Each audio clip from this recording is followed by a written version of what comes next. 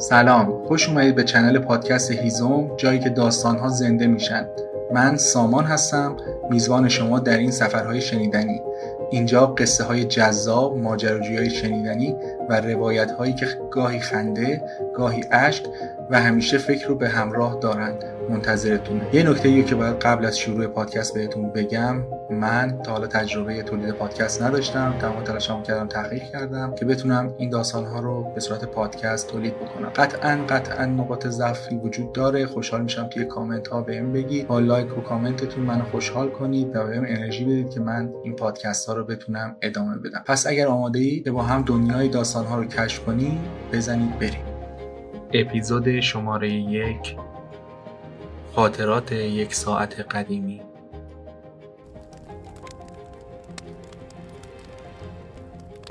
من یک ساعت دیواری قدیمی هستم. بیش از 100 سال است که در این خانه زندگی می‌کنم. ساخته شده از چوب بلوطی که زمانی درخت پرابهت بود. بدنم با دست‌های هنرمند یک نجار قرن گذشته تراشیده شد. خطوط منحنی، نقوش ظریف و حکاکی‌هایی که با عشق و دقت انجام شده‌اند. عقربه‌هایم از برنج صیقل خورده ساخته شده‌اند و هر گردششان یادآور گذر بی‌پایان زمان است. صدای تیک تاک من صدایی است که زندگی را در گوشه گوشه این خانه جاری کرده و داستان‌های بیشماری را در خود نگه داشته است. اولین باری که روی دیوار این خانه آویخته شدم، همه چیز سرشار از زندگی بود. خانه‌ای پر از صداهای خنده و بازی کودکان، صدای ملایم مادر بزرگی که زیر لب آواز می‌خواند و پدری که با نگاه مراقبش به همه چیز توجه داشت. زمان برای این خانواده جریان آرام و خوشاینده داشت، اما من به عنوان ساعتی که همیشه حاضر بودم می‌دانستم که این جریان روزی تغییر خواهد کرد. سالها گذشت، کودکان یکی یکی بزرگ شدند و خانه را ترک کردند. با هر خداحافظی سکوتی عمیق‌تر در این خانه نفوذ کرد. تنها من و صاحب خانه، پیرمردی که روزی پر از انرژی و امید بود، باقی ماندیم. او هر روز نگاهی به من می‌انداخت و میگفت تو هنوز هم زمان را به یادم می‌آوری دوست قدیمی. صدایش آرام بود، اما در پشت هر کلمه نشانی از تنهایی عمیق به چشم می‌خورد. یک شب وقتی همه جا تاریک بود، او مقابل من ایستاد. دستایش رو می‌لرزید و در چشمانش چیزی شبیه به وداع دیده می‌شد. شاید وقتش رسیده که من هم بروم، اما تو باقی میمانی. و پس از آن دیگر او را ندیدم. خانه خالی شد، اما من همچنان تیک تاک می‌کردم.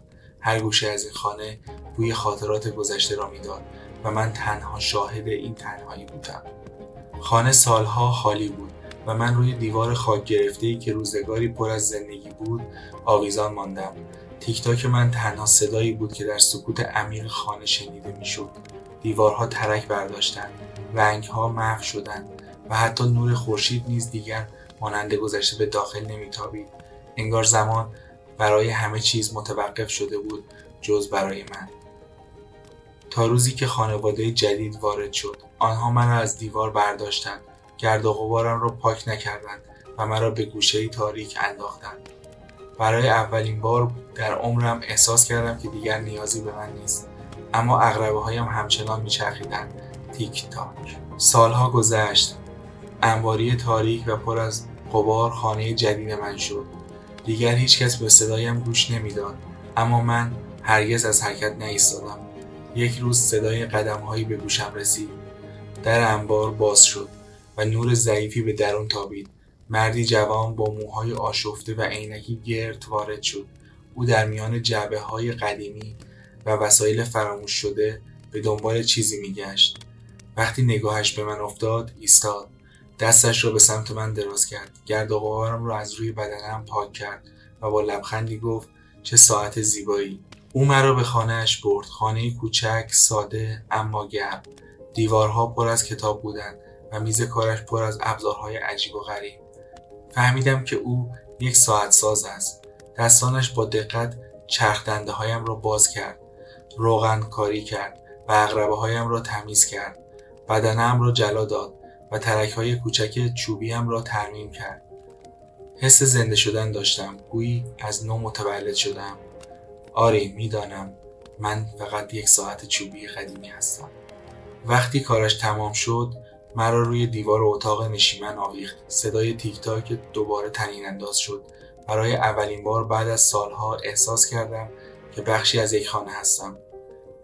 این ساعتساز جوان به من نگاهی خاص داشت، نگاهی پر از احترام و عشق به گذشته.